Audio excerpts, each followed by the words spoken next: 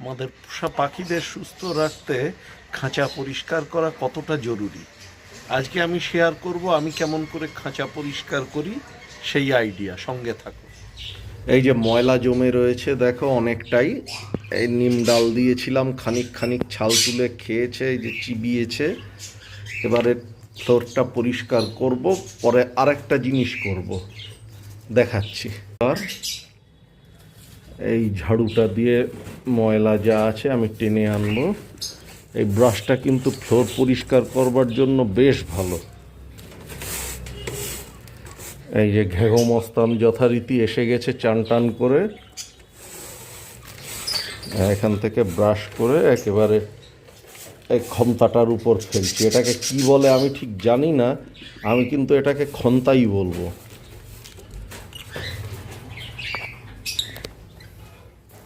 অ্যালার্জির জন্য একটা মাস্ক পরে নিয়েছি এবং ঘেঘো যথারীতি এবার মাস্কটার পেছনে লেগেছে। হ্যাঁ, ঘোঁয়াক। এবারে ডান দিকটায় কাজ করবার জন্য আমার কাজটা করতে হবে বাঁ হাতে।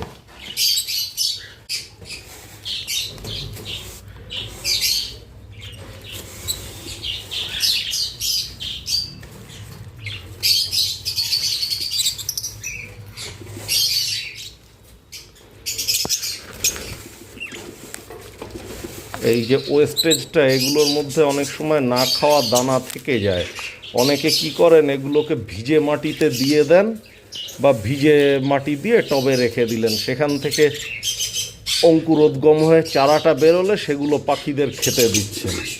তা আমার আইডিয়াটা কিন্তু ভালো লেগেছে বেশ, আমিও এই জিনিসটা করে দেখব, ইচ্ছে আছে।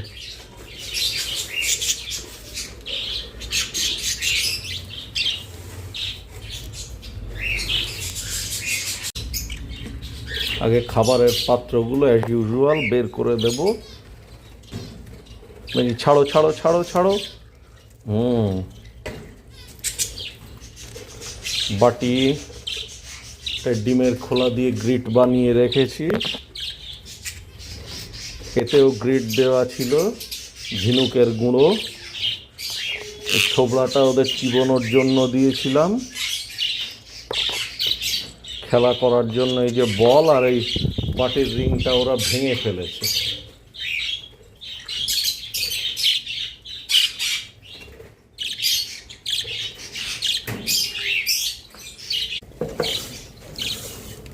ফুলকপি দিয়েছিলাম, অতটা খায়নি ফুলকপি।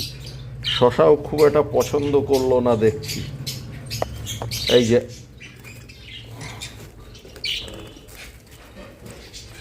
আখের ছোবড়াগুলোকে দেখো একদম চিবিয়ে ছিবড়ে করেছে ওরা। আখ চিবোতে খুব ভালোবাসে, কিন্তু আখের খোসাও তাই।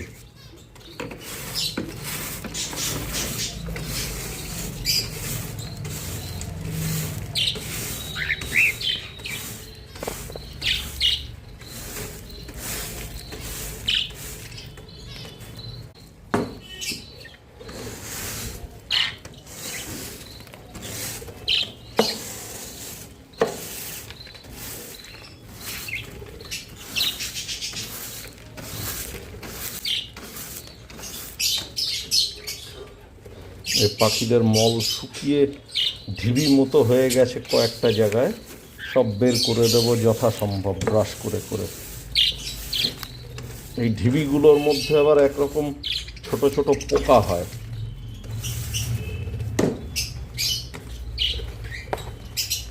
আঙুল দিয়ে খুঁচিয়ে তুলে দিই যতটা পারা যায় আর কি।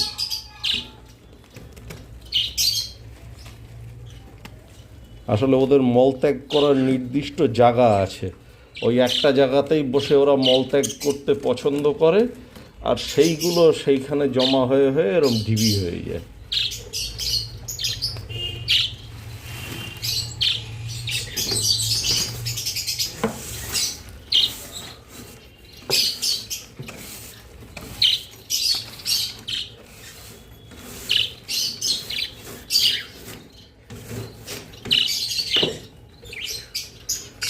চলো,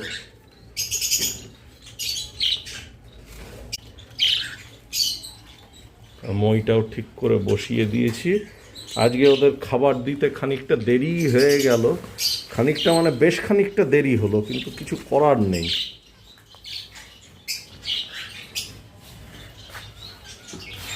আপাতত এই ডাস্টবিনে রাখি, এগুলো পরে দূর করে দেব। এই যে যথারীতি মাস্কের দড়ি নিয়ে নেমে পড়েছে ঘেঁঘো। ওরা যে চান করে সেই ময়লাটা আর খোসা সমেত এখানটায় এসে জমে, এগুলোকেও পরিষ্কার করে ফেলি। এবারে এদের খাঁচাটা, ও বাবা ডিম দেখছি ফেলে দিয়েছে, মারামারি করেছে বোধহয়। হ্যাঁ, তুই ছোট্ট বাচ্চা না, তাই তো মনে হচ্ছে দেখে।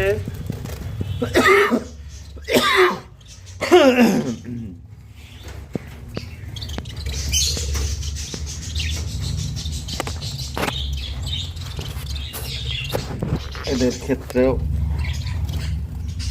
বাটি বার করে দেব বাইরে।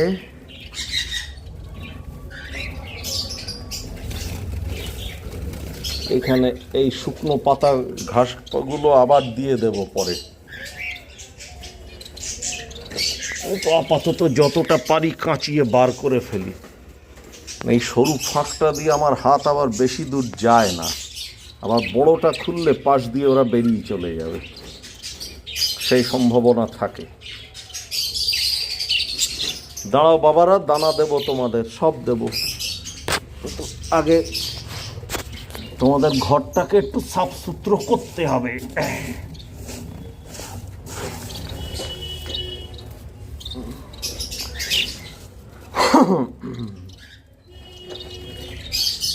খাবারের কৌটো বের করে নিচ্ছি।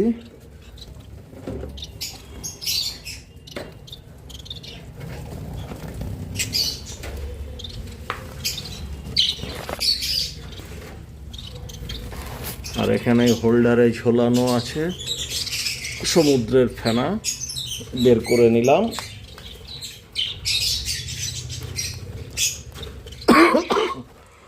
কৌটোগুলোকে প্রথমে যথাসম্ভব দূরে সরিয়ে রাখি। হ্যাঁ, মেঝেতেই থাক আপাতত। এই পেটুক, কামড়াবি না। এই যে ভিড়কন ঢালি,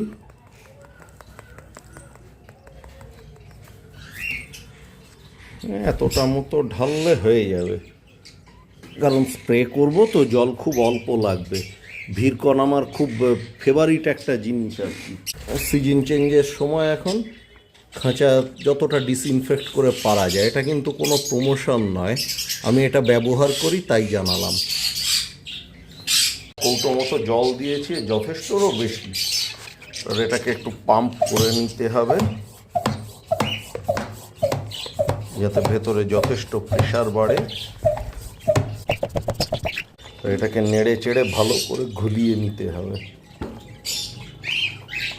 হ্যাঁ, বাইরে থেকেই স্প্রে করছি, যদিও এই জিনিসটার একটা ডিসঅ্যাডভান্টেজ হচ্ছে কি, এটা সল্ট জাতীয় পদার্থ তো, এবং মাইল্ড অ্যাসিডিক সম্ভবত, যে কারণে এটা ওই নেটটায় রাস্ট পড়িয়ে দেয়।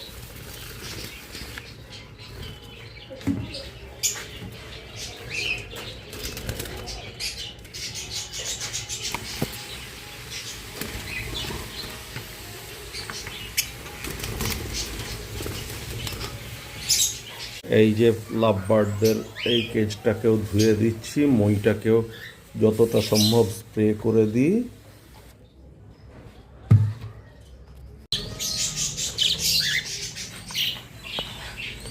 কনুরদের খাঁচাতেও স্প্রে করে দিচ্ছি একইভাবে।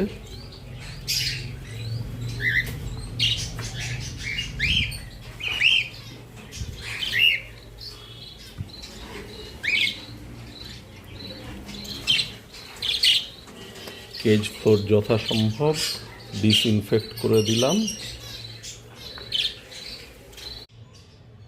তাহলে পোষা পাখিদের সুস্থ ও সুখী রাখতে একেবারে নিয়মিত খাঁচা পরিষ্কার করতে ভুলো না কিন্তু।